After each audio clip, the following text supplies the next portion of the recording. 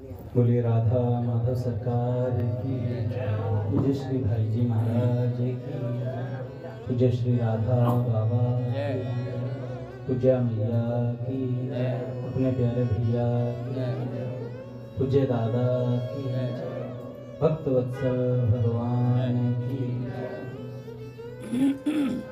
हरिबोल। बड़े सौभाग्य का क्षण है कि आज भी हमें सत्संग और कीर्तन का परम लाभ प्राप्त हुआ है।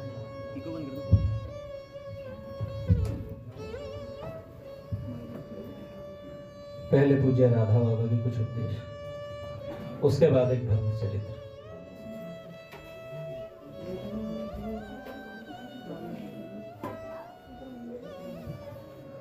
पूज्य बाबा कहते हैं, गिरधारी, शरीर क्षण क्षण विनाश की ओर बढ़ रहा है, यह प्रत्यक्ष देखने में आता है, पर विनिष्ट होने से पूर्व इसे यथासंभव इस अवस्था में अवश्य रखना चाहिए कि यह अपने में रहने वाले मन को प्रिया प्रियतम की ओर बढ़ते समय कहीं उद्विग्न न कर दे। मन जिस क्षण वास्तव में प्रिया प्रियतम को पकड़ लेगा, उस समय तो इसकी संभाल की आवश्यकता नहीं रहेगी। संभाल करेगा भी कौन? संभाल करता है मन, किंतु वह तो प्रिया प्रियतम से जुड़ गया, वह तो प्रिया प्रियतम से जुड़ गया। अतः उस परिस्थिति में तो शरीर जो होना होगा हो ही जाएगा, पर उससे पहले शरीर के लिए संयम, पथ्य एवं औषध की व्यवस्था रखनी ही चाहिए। शरीर का ख्याल रखना चाहिए जब तक हमारा मन प्रिया प्रियतम में ना लग जाए। उसके बाद तो प्रिया प्रियतम जाने, उनका काम जाने। तो जब तक प्रिया प्रियतम में अच्छे तरीके से लग ना जाए, मन पकड़ ना ले, तब तक शरीर का ध्यान रखना है। प्रिया प्रियतम के प्रति सच्ची चाह का क्या स्वरूप है? रघुनाथ जी बाबा कहते हैं, प्रिया प्रियतम का अखंड चिंतन करें, बस यही जीवन का सार है। अभी मन में अनेकों वासनाएं, अनेकों कर्तव्य बुद्धियां भरी, सब वासनाओं के जल जाने पर ही प्रिया प्रियतम के प्रेम की नींव खुदेगी।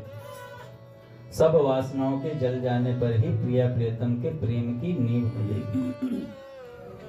जीवन की धारा उनकी ओर मुड़कर सच्ची चाह उत्पन्न होगी। अभी तो सच पूछें तो भजन की नकल भी अच्छे से नहीं हो रही है।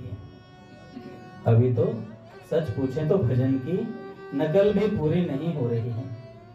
बस उनकी कृपा की बाट देखते रहिए। शिवा युगल सरकार के और कुछ भी न दिखे, इसके सरल से सरल उपाय हैं कि मन में युगल सरकार के प्रति आसक्ति पैदा हो। युगल सरकार के प्रति आसक्ति पैदा हो, फिर मन में ही नहीं बाहर की आंख भी जहां जाएगी वहां युगल सरकार ही दिखेंगे। वस्तुतः युगल सरकार के अतिरिक्त देखने के लायक और कोई वस्तु है भी नहीं, पर हम लोगों का मलिन मन इस बात को नहीं मानता, यही दुर्भाग्य है। जीवन का अनमोल समय व्यर्थ न जाए, बातों बातों में ही जीवन समाप्त हो जा रहा है। यदि प्रिया प्रियतम के चरणों में अनुराग नहीं हुआ तो यहाँ की सारी सफलता व्यर्थ है, और दूसरे बातों से अनुराग होता भी नहीं है। दूसरा बातों से अनुराग होता भी नहीं है, उसके लिए तो सर्वस्व का त्याग करना पड़ता है। जब तक कुछ भी बचाकर रख लेने की वासना है, तब तक तो प्रेम की बात करना तमाशा है। जब तक कुछ भी बचा कर रखने की वासना है, तब तक प्रेम की बात करना तमाशा सा है। अतः कहना यह है कि मन ही मन जरा यहाँ के मोह को छोड़ने का अभ्यास कीजिए। अभी तो यहाँ की बातें इतनी अच्छी लगती हैं, मान बढ़ाई, दो चार लोग हमारे कपड़े लत्तों को देख लें, हाँ, अरे प्रभु जी क्या पहन के आए हो, क्या बात है, क्या सजावट है आपकी, ऐसा लग रहा है कुछ आपको ना शोकेस में रख दूं ना, आप चलो ना फिरो, इतना बड़े क्या, कहाँ से लाए हो ये? कौन सा कामिनी बाजार, कौन सा था? सरोजनी बाजार, वहां तो कहते हैं मुर्दों के कपड़े मिलते हैं सरोजनी बाजार। ये भी ठीक है। अच्छा हाँ, सभी मुर्दे हैं भैया। साधु ये मुर्दों का गांव, साधु पीर मरी हूँ, पैगंबर मरी हूँ, मरी हूँ और जोगी 14 भुवन का चौधरी मरी हूँ वैद और रोगी। साधु ये मुर्दों का गांव। पूज्य भैया कहते हैं थोड़े दिन आने वाले में हम भी मुर्दों में हो जाएंगे, कुछ मुर्दों में हो चुके हैं, तो ये मुर्दों का गांव है। मुर्दे मुर्दे नाच रहे हैं, जहां देखो वहीं मुर्दा घूम रहा है। बोल मत देना किसी को वरना पीटेगा। मुर्दा तू मुर्दा भाई, मैं क्यों मुर्दा। तो अतः यह कहना है पहले यहाँ के मोह को छोड़ने का अभ्यास कीजिए। बाबा कहते हैं अभी तो बहुत प्यारी लगती है मान बढ़ाई। अभी कह दें कि कोई हाँ हाँ आप कितने अच्छे लग रहे हो, मन अंदर से पुप्पा हो जाता है। ऐसा था भैया मेरी 2 बात के लिए तारीफ कर दी, वो अंदर दास नींद नहीं आ रही है। पर सच में जिस दिन मान बढ़ाई अच्छी नहीं लगेगी ना, उस दिन वाकई में दैन्यता जागृत होगी। उस दिन अच्छा ही नहीं लगेगा कुछ भी। उस दिन ऐसा लगेगा मुंह पर थप्पड़ पड़ रहे हैं जब बड़ाई होगी, और बुराई होगी तो अच्छा लगेगा। वाकई आज पहला व्यक्ति कोई मिला जो सच बोल रहा है। जब आपकी कोई बुराई करे तो मन में ऐसा आना चाहिए, वाह पहला व्यक्ति जो सच बोल रहा है। तो मान बढ़ाई अभी अच्छी लग रही है। बाबा कहते हैं माना आप में त्याग है, पर साथ ही सात्विक चेष्टा के नाम पर भी बहुत सी ऐसी चेष्टाएं आप करते हैं जिनमें आपकी शक्ति व्यर्थ खर्च होती है। अतः एकमात्र वही आपको करना चाहिए जिससे श्री प्रिया प्रियतम के प्रेम का मार्ग अधिक से अधिक प्रशस्त हो। थोड़ी सावधानी रखें जिससे आपके द्वारा जो व्यर्थ चेष्टाएं होती हैं उनमें रोक लगे। सारी बात इस बात पर निर्भर करती है कि श्री प्रिया प्रियतम की स्मृति कितनी होती है। यदि स्मृति बढ़ रही है तो रास्ता ठीक है, किंतु यदि इसमें कमी आ रही है तो आप पथ भूल गए हैं, यह निश्चित बात है। आप इस कसौटी पर कसकर ही जीवन का सावधानी से सुधार करना चाहिए आपको। समय बहुत व्यर्थ होता है हमारा। समय कैसे व्यर्थ होता है? मेरे छोटे भाई की शादी थी, घर वाले सामान लेने चले गए मार्केट, और सुबह से शाम ये वाला भी अच्छा नहीं है, ये वाला अच्छा नहीं है। और दुकान वाला मन कर रहा था दुकान वाले का कि हमें पीटे पहले, मैं पूरी दुकान दिखाती, अभी भी अच्छा नहीं है। मैं पागल हूं जो दुकान खोल के बैठा, ये भी अच्छा नहीं है। ऐसा क्या पहन लेना चाहते हो? हैं? अकबर बनोगे? इंद्र वाली ड्रेस ढूंढ रहे हो क्या? भैया ने बताई ड्रेस ढूंढ रहे हो क्या वो वाली? तो इतना समय व्यर्थ होता है। अरे ले लिया कपड़ा ठीक है, थोड़ा बहुत ठीक है, देख भी लिया भाई कपड़ा ठीक है, ले खत्म। 1-2 घंटे का खेल होना चाहिए। अब ये क्या, सुबह 9 बजे गए थे, रात को 9 बजे घुस रहे हैं। भाई कितना समय है हमारे पास, इतना समय व्यर्थ, बताओ 9-10-12 घंटे शॉपिंग में। दिमाग फट जाना चाहिए। सामने वाला साथ में जो गया ना उसे लगेगी ये भभका मार रहा है। मैं गया था मार्केट में तो सब मेरा मुंह देख रहे थे। 7:30 बजे तो चेहरा बन ही जाता अपना, तो 7:30 बजे भाई मार्केट में कोई ले जाए तो उसके बाद देखो उसे लगता है कि घर जाके भस्म करेगा आदमी। इतना बुरा है। हमारे तो ऑफिस वाले भी समझ गए हैं, ऑफिस वाला मैनेजर भी शक्ल देख लेता। 7:30 के बाद इसे कुछ काम मत देना, बल्कि 5:30 के बाद, क्योंकि 1 घंटे से घर पहुंचने में लगता है। इसे कुछ काम मत देना है, वरना ये कुछ करेगा नहीं। हमारी 12 बजे तक बिठाएगा और खुद भी बैठेगा। तो ऐसी शक्ल बन जाती है, दुख होता है भैया। भगवान नाम छूट रहा है, भगवान का प्यारा सत्संग छूट रहा है, जिसलिए मनुष्य जन्म मिला था वही छूट गया, फिर क्या करूंगा बाकी चीजों को लेकर के। तो इसलिए समय की बड़ी सावधानी रखनी चाहिए। स्वामी जी महाराज कहते हैं भैया 60 वर्ष देकर 60 करोड़ कमा लिया तो क्या कर लिया। उस 60 करोड़ से आप 60 सेकंड नहीं खरीद सकते डॉक्टर से, अगर आप मरने वाले हैं तो 60 सेकंड नहीं खरीद सकते। आप चिल्ला दो, डॉक्टर से कह दो डॉक्टर साहब ले 500 तेरी नाक में, 500 तेरे कान में और 2 लाख की गड्डी तेरे मुंह में, तू मुझे 2-4 साल जीवा दे। डॉक्टर कहेगा भाई तू ले मुझसे 2 लाख की ये ले, मर जा जल्दी। तो जीवा नहीं सकता, 60 सेकंड एक्स्ट्रा नहीं मिल सकते महाराज। क्या कीमत है समय की, और हम इसको ऐसे ही गवाए जा रहे हैं। तो इसलिए हम सबको सावधान रहना चाहिए। मैं तो कई साधकों से कहता हूँ, कभी मैं भी लेट हो जाता हूँ तो मेरे को भी ऐसा ही लगता है, पीड़ा होती है भाई कि सत्संग के टाइम पर भी हम पानी भर रहे हैं, कहीं तो बोतलें उठा उठा घूमते 7:30 बजे के बाद।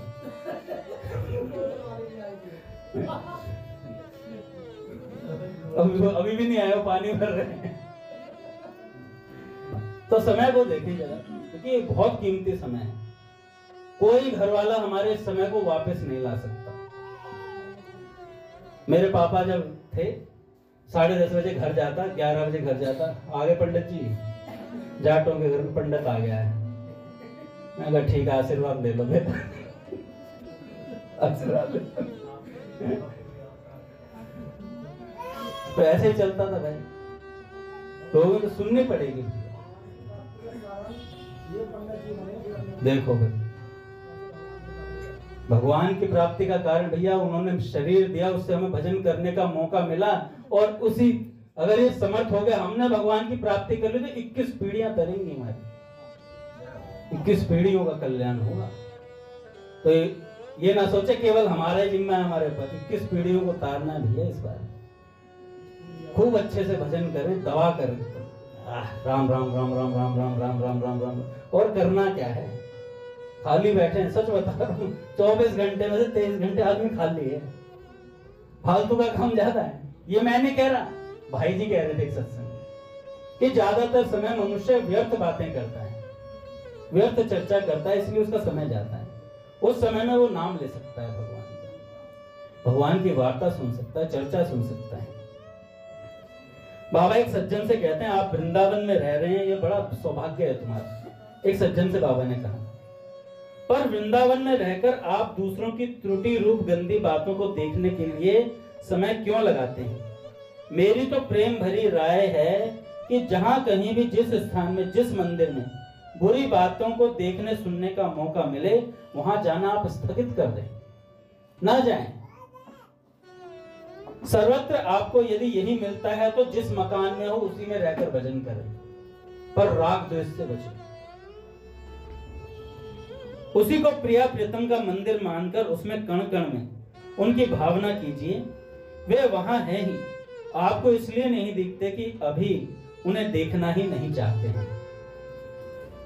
किंतु यदि आपका मकान कहीं त्रुटि युक्त वातावरण से भरा हो तो मैं तो यही कहूंगा कि आप वृंदावन छोड़कर कहीं दूसरी जगह चले जाइए, पर भजन बनना चाहिए। बस दूसरे की ओर ना देखकर अपने को सुधारिए। ब्रज में रहते हुए जीवन श्री प्रिया प्रीतम के चरणों में न्योछावर होना चाहिए। इसी के लिए अधिक से अधिक चेष्टा होनी चाहिए। प्रपंच की बात कम से कम सुने व कहें।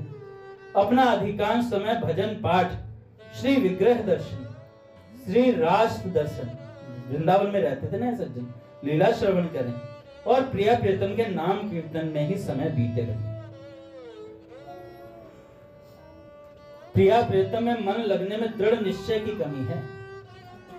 दृढ़ निश्चय करके हृदय का द्वारा उनके लिए खोलकर भगवान की प्रतीक्षा करें तो फिर वे स्वयं प्रवेश कर जाएंगे।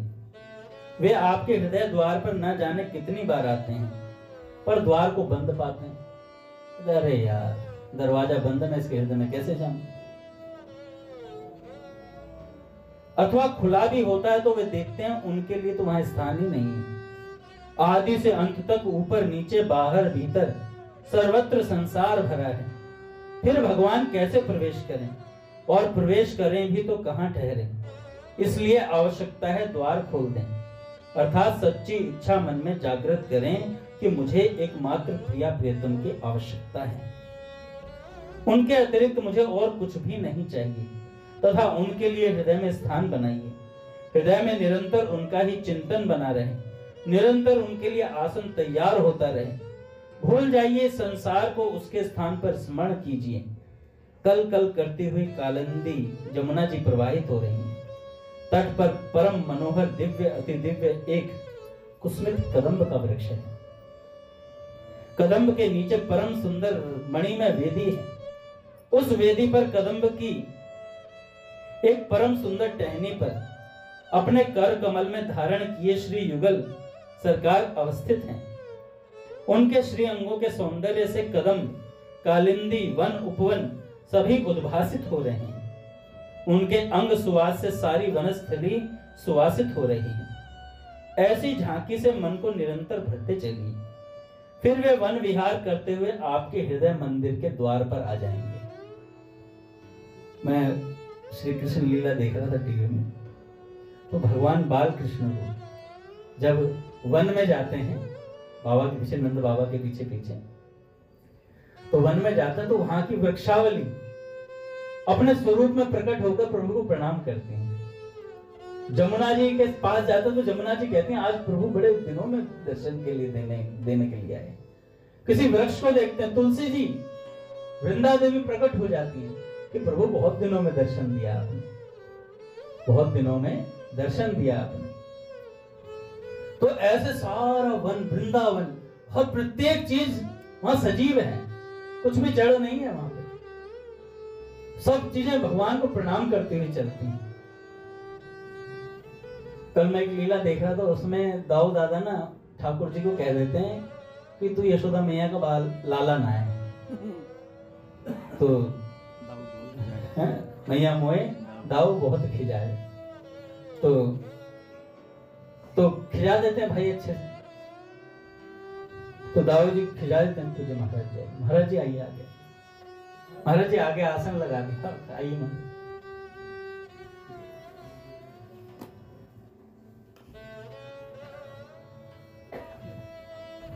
श्री राम जय राम जय जय राम, श्री राम जय राम जय जय राम, श्री राम जय राम जय जय राम, श्री राम जय राम जय जय राम, श्री राम जय राम जय जय राम, श्री राम जय राम जय जय राम, जय जय श्यामा जय जय श्याम, जय जय श्यामा जय जय श्याम, जय जय श्री वृंदावन धाम, जय जय श्री वृंदावन धाम। देखिए भैया, अपने तो संत भगवान पधारे हैं, तो संतों को देखकर तो बस मन गदगद हो जाता है महाराज जी, क्योंकि हमारा सामर्थ्य नहीं है। हमारे पूज्य भैया की कृपा से ही यहाँ सब संत पधारते हैं, पूज्य बाबूजी बाबा।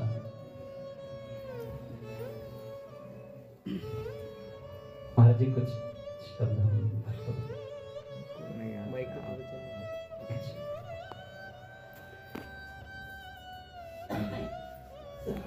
तो ठाकुर जी बोलते हैं, दाऊ जी चिढ़ा देते हैं ठाकुर जी को।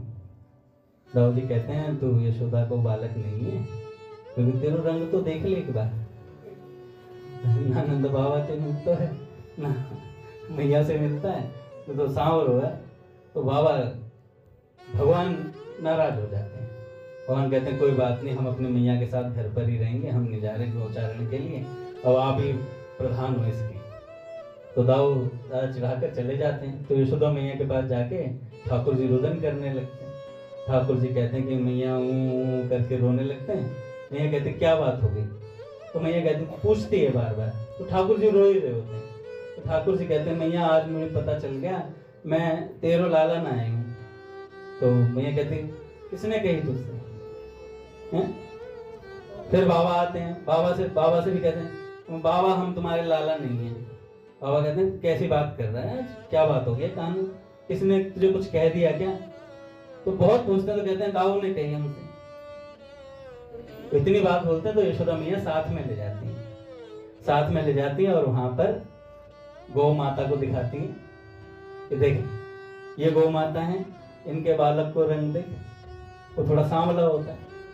कई गौ माता दिखाती है वहां पर। तो ठाकुर जी देखते हैं कि भाई ये गौ माता गोरी है, बालक थोड़ा सांवरा है, बछड़ा थोड़ा सांवरा है। कोई गौ माता खुद थोड़ी सी सांवरी होती है, उनका बालक गोरा होता है। तो मैया कहती है रंग तो कुछ फर्क ना पड़े, ये कोई बात थोड़ी है। इतने में मैया समझ जाती है। मैया कहती है सारे गोपालक बाहर निकल करके आओ। सब छुप जाते हैं डर के मारे कि मैया डांटेंगी कि हमने खाना को चढ़ा दिया। तो दाऊ दादा भी छिपे हुए होते हैं। तो दाऊ दादा को अब किसी को शक है हमारी बात पे?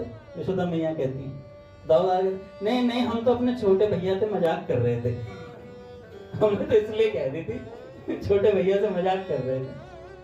तो ठाकुर जी कहते हैं नहीं नहीं, अब मैं रूस गया हूँ दाऊ दादा से, अब मैं बात नहीं करूंगा। मैया मैं नहीं आऊंगा गोचारण पे अब। तो सारे गोपालक बताते हैं कि कान्हा जब से तू नहीं आ रहा ना, हमने बहुत सारी चीजें सीखी हैं। एक गोपालक कहता देख मैंने गैया की भाषाओं में बात करनी सीख ली है, ऐसे करता है, सारी गायें उससे बोलने लगती हैं। तो हमने कहा तो दो चार गोपालक दिखाते हमने लाठी चलानी सीख ली है, हमने बढ़िया से लाठी चलानी सीख ली है। तू गाय चराने आएगा ना, तूने बहुत कुछ मिस कर दिया, 2-3 दिन तू नहीं आया ना, तो बहुत सारी चीजें सीख ली। तो दाऊ दादा दंड बैठक मार के दिखाते हैं 2-4। तो कहते देख दाऊ शरीर बना रहा है, तू पतलो रह जाएगा। दाऊ ने कैसे शरीर बनाना सीख लिया। तो सब अपने अपनी बात बताते हैं। तो ठाकुर जी कहते हैं नहीं नहीं नहीं नहीं, दाऊ ने हमारो दिल दुखाए हुए, अब तो हम अपनी यशोदा मैया के साथ घर पर ही रहेंगे, इन्हीं के संग खेलेंगे, इन्हीं के संग खेलेंगे। चले जाते हैं ठाकुर जी। अब दाऊ जी से ऐसी बात बोल दी तो भैया दाऊ जी तो साक्षात संकर्षण भगवान, तो आपस में रूसना क्या हो, तो लीला चल रही है। दाऊ जी जाते हैं कमरे में बैठ जाते हैं और उदास से होते हैं। नंद बाबा आते हैं, कहते हैं दाऊ उदास क्यों? तो बलराम जी कहते हैं ऐसे ऐसे कान्हा नाराज है। तो कहते हैं ठीक है। उधर से मैया ठाकुर जी से बोलती है क्या बात होगी, कुछ दूध वगैरह नहीं पी रहे? कह रहे दाऊ जी से नाराजगी चल रही है। तो कहते हैं जाके आपस में बात कर लो। इतनी बात बोलते हैं, उधर से दाऊ जी आते हैं, इधर से ठाकुर जी जाते हैं, द्वार पे ही मिल जाते हैं। द्वार पे कान पकड़ के दोनों कहते हैं, उधर से ठाकुर जी कहते हैं दाऊ हमें माफ कर दो, और दाऊ जी कहते हैं लाला हमें माफ कर दे, और दोनों भैया गले लग जाते हैं, दोनों भैया गले लग जाते हैं। अब देखो भैया, पूज्य राधा बाबा कहते हैं किसी को ये लीला साधारण लग सकती है, वो सोचेगा क्या लीला चलती है, कहीं माखन चोरी होती तो माखन चोरी, क्या चोरी की लीला पे कोई हंस सकता है क्या? किसी को साधारण व्यक्ति को ये समझ में नहीं आएगी ये बात कि क्यों हंस रहे हैं, ऐसा क्या है, चोरी तो है। तो बाबा कहते हैं जिसके मन पर मैल चढ़ा होता है ना, उसको ये लीलाएं भा नहीं सकती। और ये मन का मैल दूर कैसे होगा? ये मन का मैल दूर होगा सत्संग और नाम जप से। जैसे जैसे हम नाम जप बढ़ाते जाएंगे और मन पे से मैल हटता चला जाएगा। और ये जो आईना है ना, शीशा भीतर लगा हुआ है, ये जैसे मैल हटेगा फिर संत जन क्या करेंगे?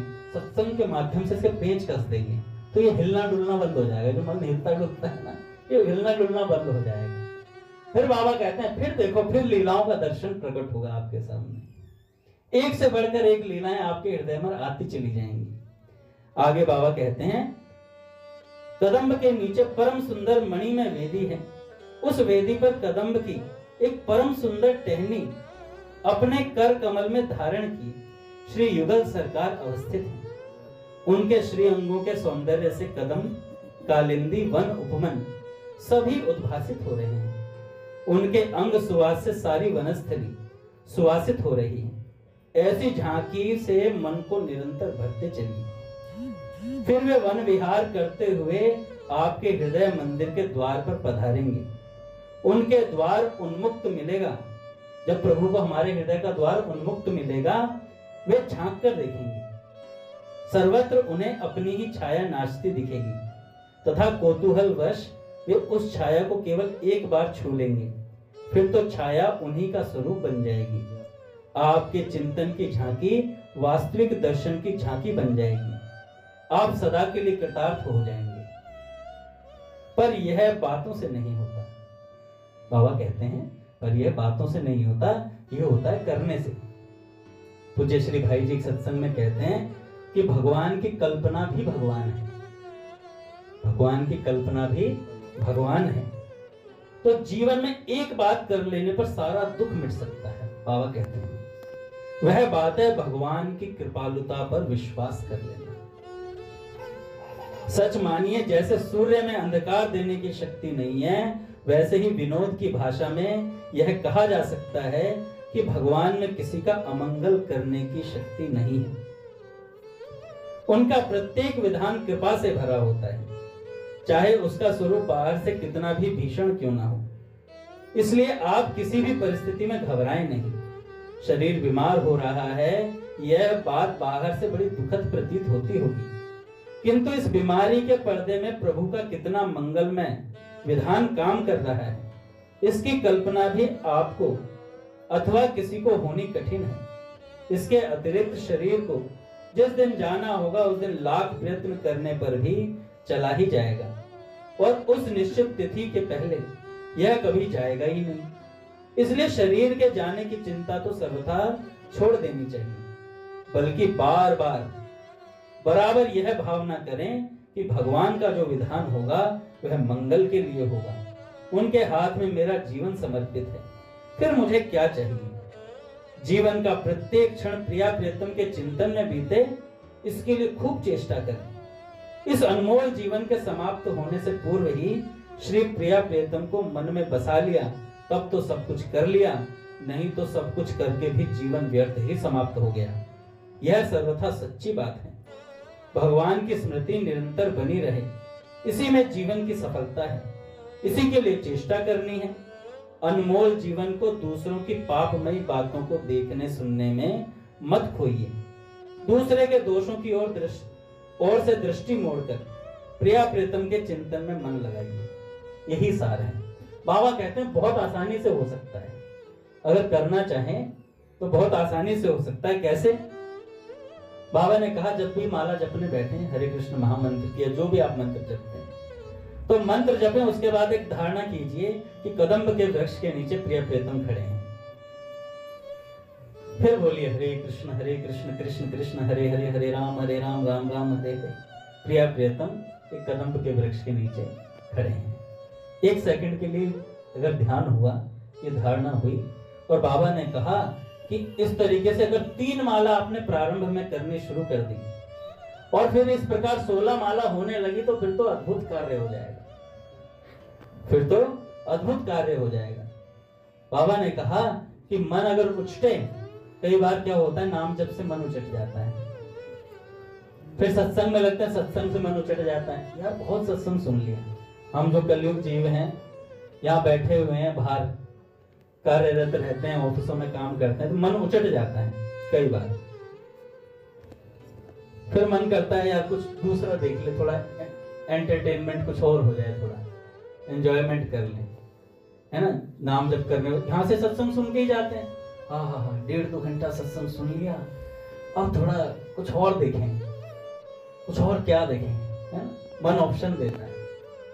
तो बाबा कहते हैं कि देखो भैया, मन उछटे, नाम जब से मन उछटे तो सत्संग में लगा दो, सत्संग से उछटे तो भगवान के स्वरूप में लगवा दो, भगवान के स्वरूप में चरणों में लगाओ थोड़ी देर, फिर थोड़ा घुटनों पे आ जाओ, फिर कमर पर आ जाओ, फिर उनके मुकुट का चिंतन करो, नासिका का, ठोड़ी का, है? इस तरीके से उनके स्वरूप में लगे रहो। और कुछ ना बने तो ब्रज में आपने कोई सुंदर दृश्य देखा होगा। दादा प्रणाम, पूज्य भैया।